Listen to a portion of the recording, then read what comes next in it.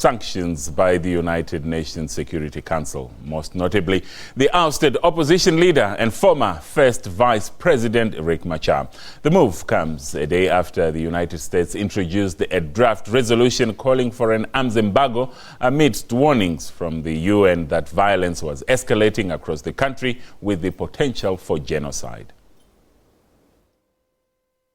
An annex sent to council members includes proposals to blacklist opposition leader Riek Machar, South Sudan's army chief Paul Malong, and the country's information minister Michael Makuei.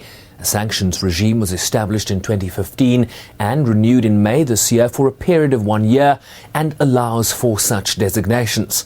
The United States introduced a draft resolution Thursday as concerns that ethnic divisions in the country could spiral out of control as the peace deal signed in August 2015 teeters on the brink.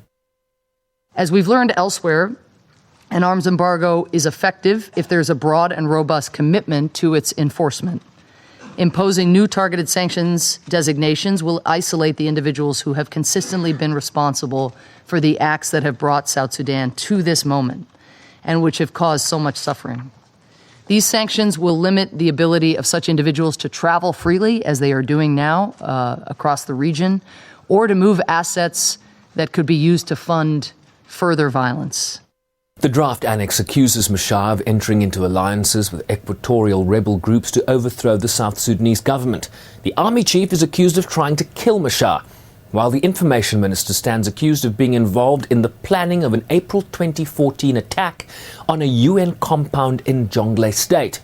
Russia, for its part, says it does not support an arms embargo or any new sanctions, accusing Western nations of wanting to impose regime change in the country. New sanctions could further complicate the relationship between the host country and peacekeepers and the international community. Generally speaking, introducing targeted sanctions against South Sudanese leaders would be the height of irresponsibility now. Someone probably wants very much to see that President Kiir shares the fate of Gaddafi, against whom there were also targeted sanctions. Various UN officials have for months now called for the imposition of the arms embargo, including from the Secretary-General, a call that has so far failed to generate the much-needed consensus in Council.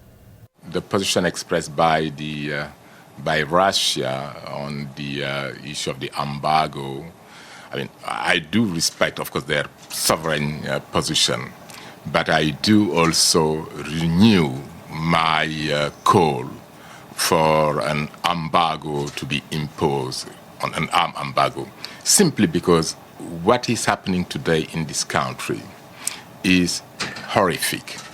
And as I said, you have so much arms circulating in that country.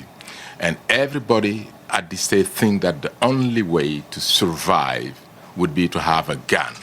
So, and for this reason, I think although it may necessarily be the only recourse to bring the situation to calm, but I think if there is a strong commitment from all parties, all member states, it will make a difference. Riek Machar fled South Sudan to the Democratic Republic of Congo in August and was subsequently in neighbouring Sudan and then South Africa for medical treatment. If the three are designated, they would be subject to travel bans and an assets freeze. Sherwin Briceby's SABC News, New York.